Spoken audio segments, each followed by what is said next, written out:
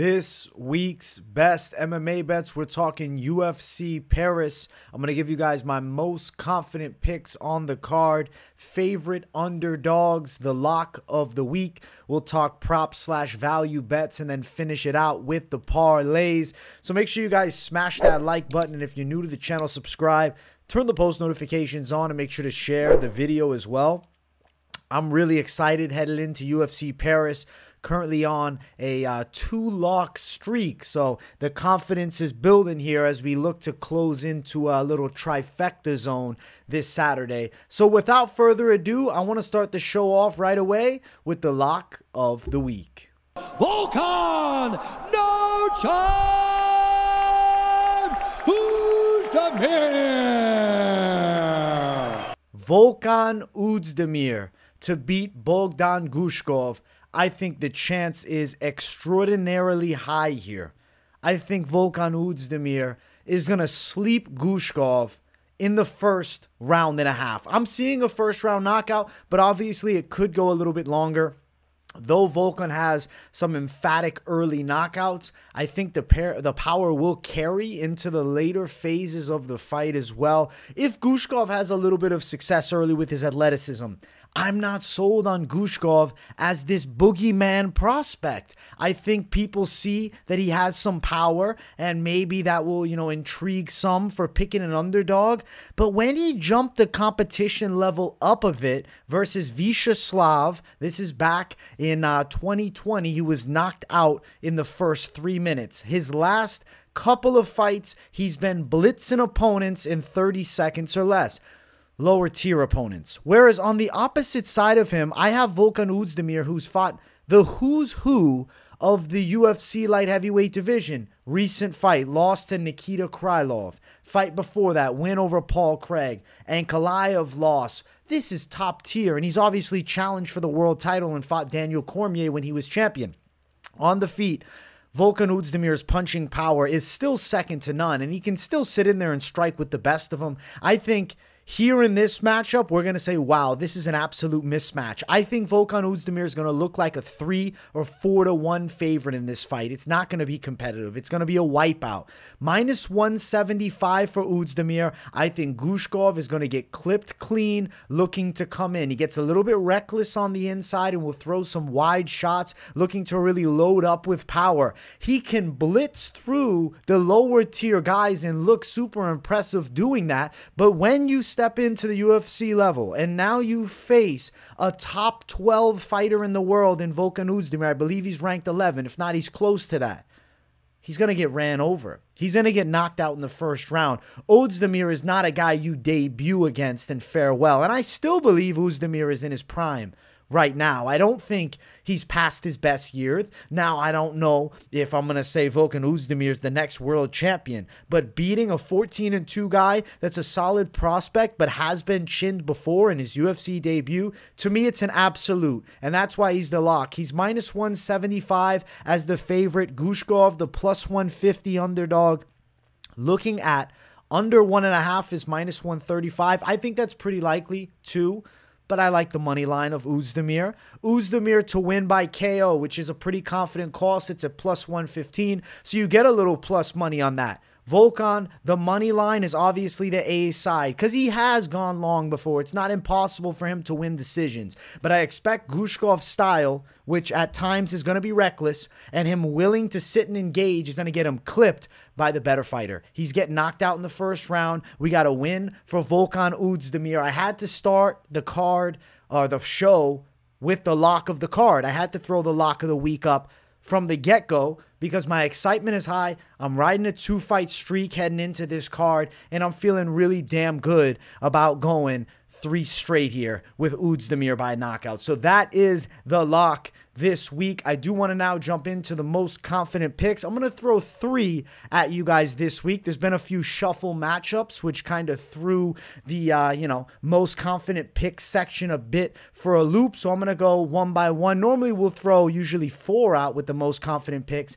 but I feel like I just want to give you the truth. I want to give you the 3 confident picks and not force myself to add in a maybe just to, have 4 fighters on screen. So we're going to go one by one. And we're going to start off with a high confident pick. It's going to be Farid Basharat.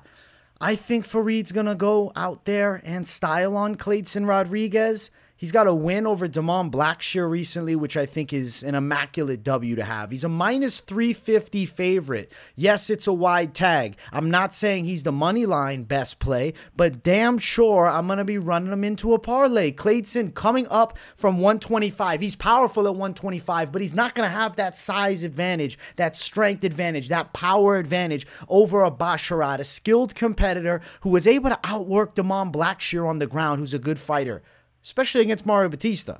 And before that, he beat Jose Johnson. So in the past few weeks, Damon Blackshear's stock has jumped way up, and Basharat 30-27 to him, and it wasn't a close fight.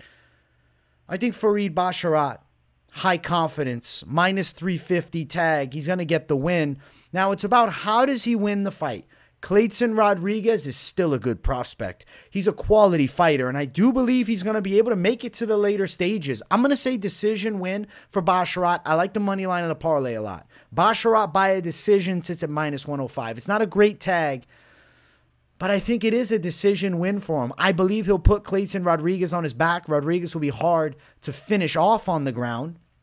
There'll be striking moments where Basharat is successful as well. I just think he's too technical in the striking, too skilled overall for Clayton Rodriguez, who's a solid fighter, but his best bet is being a 25er, and he can't make the weight. Rodriguez just knocked out Shannon Ross, and now he's fighting Farid Basharat. The competition level jump from his two UFC fights being Vergara, CJ Vergara, which was a loss for Clayton, and Shannon Ross is insane. Basharat's going to beat him up. He's going to style on him. But Rodriguez, tough as they come, very quality prospect. I'll keep reiterating it because I think he was going to be a good 25er, just can't make the weight. I think he gets clean sweep 30-27. It's going to be Basharat for the win. High confidence call here. Yes, the line reflects that confidence. Next one is going to be Ange Loosa over Rhys McKee. I think Ange Loosa is going to style on Rhys McKee. He's about minus 170 as the favorite. I think not only can he outstrike McKee, and he is also the harder puncher for sure on the ground, I think that Loosa can control this fight. He's the physically stronger fighter. He's a Killcliff FC fighter too, which really aids to the confidence of the levels of looks that he gets in that training room. McKee is a long guy, but he doesn't have a ton of sting in his shots. Luce is definitely the harder puncher. I think he can close the gap and hurt a McKee on the feet. I can see a Loosa knockout, but I can also see Loosa putting the wrestling singlet on a little bit, mixing in some grappling, winning 3 hard rounds. So Loosa, high confidence call, minus 170. I like the tag a lot. Plus 285 for the knockout, whereas the decision is plus 165. So I'll give a cautionary tale with playing the knockout. I think Loosa has the abilities to make this a fight that goes into the later stages, right? I think Loosa has a well-rounded tool set that can give McKee trouble. Could he sit on a shot and put the hammer on him, specifically the right hand? I think yes, but I wouldn't be banking the house on a knockout. I like Loosa, minus 170 money line. I think he's going to beat Rhys McKee here. Then the next and the final of the most confident picks, it's on the main card. Benoit Saint Denis, minus 155. I think he's going to win the fight. Thiago Moises, plus 135 dog. He's a skilled jiu-jitsu competitor, and he's got a pretty well-rounded game, but Saint Denis got that nose-to-the-grind dog toughness that I think he's going to bring to this fight and outpace Moises for 3 rounds. I'm going Benoit Saint Denis. I'm going on the judges' scorecards. Minus 155 is the favorite. Looking at Saint Denis to win by decision, that line sits at just plus 225. Not horrible for a decision. I think we're going to the later stages. Saint Denis is one of those hard-nosed grapplers, Moises jiu-jitsu style grappler. I think Saint Denis is going to put the pressure and pace on him. I think in the striking, it's competitive, but I favor Saint Denis. Better wrestler is Saint Denis. Better jiu-jitsu is Moises. So I do think it's quite an intriguing matchup, but Saint Denis nose to the grind, outdogs Thiago Moises, and gets himself a win on the judges' scorecards. Those are 3 of the most confident picks on the card. I'll tell you this, Taylor Lapilus was going to be on my most confident picks, but his fight with Muin Gafurov is off. He now takes on Lauren, which is a replacement bout, and I don't want to put a replacement bout fight on the most confident pick section. I don't think it's a good idea. We'll be breaking that thing down in full tomorrow during the late night live. I'll be breaking down that one and William Gomis's new fight versus Gamori. I like that we're getting a little extra, addition to the card. I'm glad that we didn't just have a total, scuffle of everything, or I guess the opposite of it. We have a shuffle. I'm glad we didn't have a total scrape of these fights. We got some interesting matchups heading in to this weekend. Those are my high confidence picks, and obviously the lock high confidence as well, which is going to lead us into my favorite underdogs on the card, which I think this week is going to be quite interesting because a dog that I liked a lot earlier in the week, Lucas Almeida, is off the card. He was supposed to fight William Gomis, and I really thought he was going to win. I loved the plus money tag there. Rose Namajunas, high confidence underdog. You know what? A high confidence underdog maybe isn't the word. I think she's going to win as a dog, but I recognize the hill that's right in front of her, the mountain to climb with Manon Fiorot. And then I also am going to go against the grain. I said I think Zara Farron has a good chance of beating Cavalcante when Cavalcante's taking a fight on 2 weeks' notice. I'm not going to tell you guys to bet the house on these ladies. It's women's MMA, which sometimes is just even more wild west of MMA betting. I think Rose Namajunas is faster than Manon Fiorot.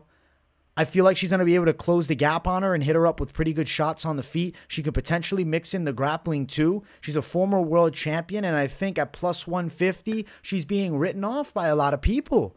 Fiorot had difficulty with Caitlin Chukagian. Namajunas is a jump in skill set vastly from that matchup. So I think Rose Namajunas is a potential winner here. I like her as a dog. Now, as far as Farron, she's got an awkward as hell style. She's long. Cavalcante's taking the fight on 2 weeks' notice. I'll reiterate that.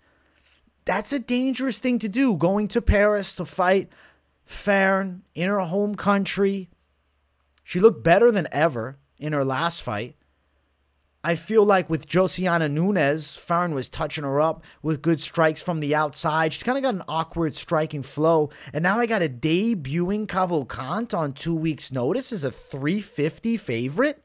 Crazy to me. Plus 285. I think the dog sprinkle could be worth it here. Now, as far as prop betting side, I lean against it here. I think at plus 285, nearly plus 300, the money line is the A side. Same with Rose Namajunas. I would just go towards the money line. She has the capabilities to potentially go out and win a hard 3 rounds at plus 250, but her emphatic knockout of Zhang Weili will always sit in my thoughts, and, it's never impossible. She also stopped Joanna Jędrzejczyk in the first round. Plus 1,400 for a Namajunas knockout.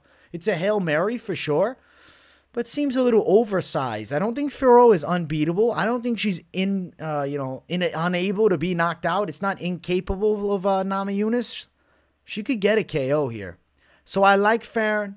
I like Namajunas. I like these ladies, dogs. I will say I'm very disappointed the Lucas Almeida fight wasn't going down because I loved him as an underdog against Gomis. I thought that stylistically that could be a very favorable matchup towards him. And I believe that was a mismark by the books. Unfortunately, we don't get it. A little bit of a shuffle to the show with the shuffle of the matchups. It is what it is. I'm still bringing the heat. Now, it's not over just yet because I do want to bring up a little bit about the prop/value bets. I have some here that I'm sitting on. I want to first talk this one. It's Morgan Charrier, who was this close to getting included in the most confident pick section. He was this fucking close. But I said, minus 340 favorite, debuting guy. I just don't feel like it's honest if I put him there. Sure, it would have filled the spot, but that's not what I'm about. I like to tell you guys my truths. I think he wins, but now I'm fading Zecchini, the Italian stallion, who at the end of the day, maybe subconsciously, I'll be rooting for. Because we need some Italian savages in the UFC. I think Charrier probably wins on the judges' scorecards. Decision win for Charrier, upwards of plus 250, but I'm seeing plus 190 here too. I think he does end up winning the decision. Zecchini's tough as fuck. And then looking up to the main event, Ciryl Gane. I think people have forgotten about Ciryl Gane's danger.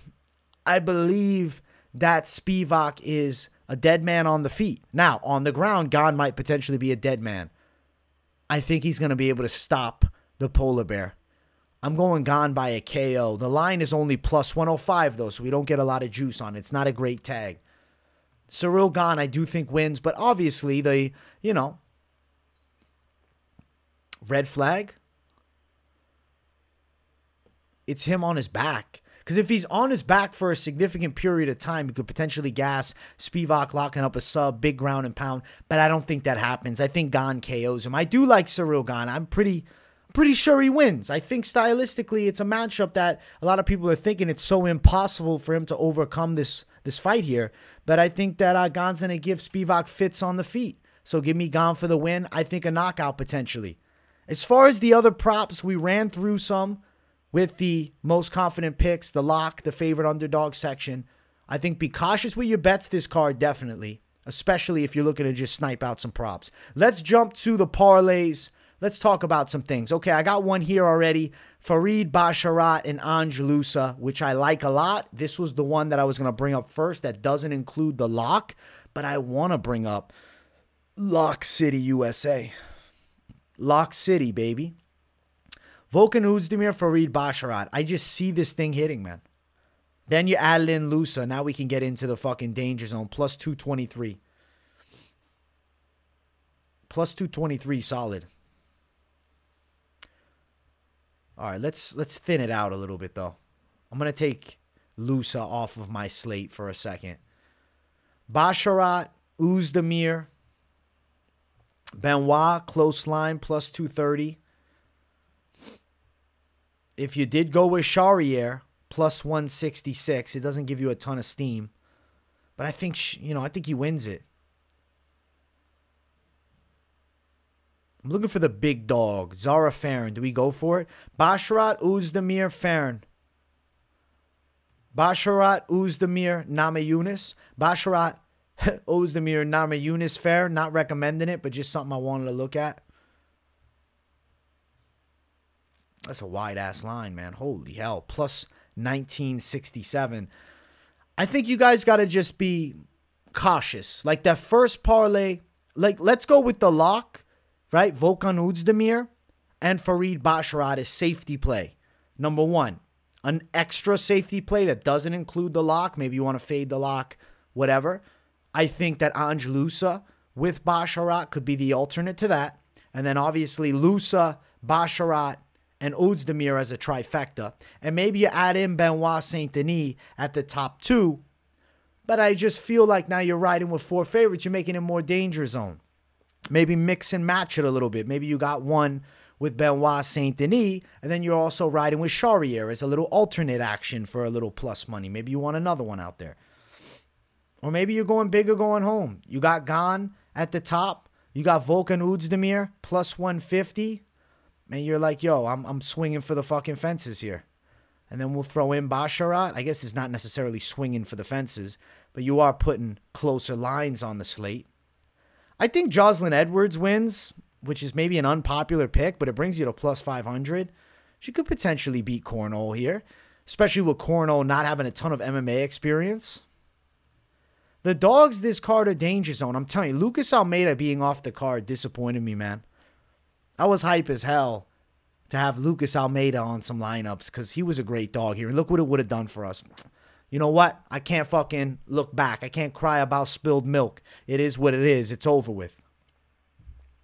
Gane, Volkan, Farid. Keep it on the more conservative side, man. That's what I'm feeling with this card. I'm like, yo, just keep it on the more conservative side. Basharat. Say you added Lapalus over Lauren. I like Lapalus a lot. I know he's in a dogfight with Lauren. I do think he ends up winning it, so a little early pick spoiler. Plus 230 now if you had Basharat, Lapalus, Oezdemir. Over is plus 100 for the Saint Denis fight. It could definitely go long. Not recommending it, but it could definitely go long. Ange Loosa here, plus 426 for four favorites that I do think win their fights. Bet intelligently on this card. I can see that UFC Paris It's got some appealing plus lines, like with the ladies' dogs. There's some close money lines too. My confidence lies, obviously, on the most confident picks and the lock of the week, more so than anything else. Obviously, I still feel confidence in all my picks, really. I think we got some dog fights, though. And I'm excited as hell for UFC Paris. I'm going to be live for the entire UFC Paris card. So if you don't know, now you do know. Make sure you tune into that Fight Companion at 12 p.m. Eastern Time. I hope you guys enjoyed this week's Best MMA Bets. Let's get this trifecta. Let's get 3 locks in a row. I already see it. I feel really good about it. Much love, my people. I appreciate you all watching. Let me know in the comments your lock of the week. Throw out some parlays too. If you got nothing to say in those comments, please enjoy the content. As always, drop a W in the chat to boost the algorithm for your boy. If you're new to the channel, subscribe. Turn the post notifications on. And don't put them on personalized. Put them on all so you don't miss a video, because I got content every single day of the week. It doesn't stop. Much love, people. Smash the likes. I appreciate you all watching. And I will see you all in the next one. Peace, everybody.